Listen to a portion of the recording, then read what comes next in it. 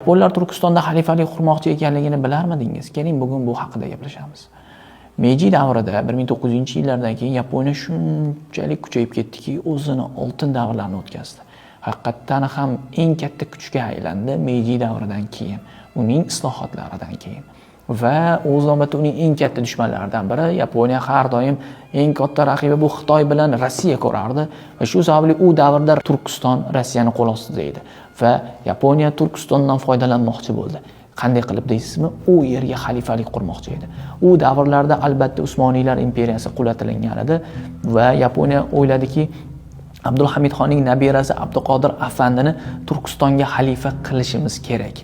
Xalifa qiladigan bo'lsak, butun musulmonlarni, ya'ni Turkistonda bir xalifalik to'playmiz va butun musulmonlarning kuchini mana shu yerga to'playmiz, mana shu yerda to'playmiz va shu orqali Xitoy bilan Rossiyaga qarshi kurasha olamiz. Ya'ni butun musulmonlarni kuchini, xalifalik kuchini o'zini orqasiga olmoqchi bo'ldi Yaponiya va shu maqsadda Turkistonda Abduqodir Afandini mustaqil qilib Usmoniylar davlatini qayta tiklab, aynan Turkistonda davlat qurdirmoqchi edi va Abduqodir Afandi ham bunga yo'q demadi va Yaponiyaga keldi. Kelishuvlar ham amalga oshirildi, lekin majbur bo'ldi Xitoy va albatta Rossiya razvedkasi ularni, ya'ni Abduqodir Afandini qidirishni boshladi va u Xitoydan qochib Nyu-Yorkka, Amerikaga saqlandi va o'z navbatida aynan Amerikadagi Nyu-Yorkdagi bir mehmonxonada bir kun Abduqodir Afandi o'ldirib ketildi. Ko'pchilik albatta u o'z joniga qasd qildi deyishdi, lekin aslida u Xitoy yoki Rossiya tomonidan o'ldirib ketilgandi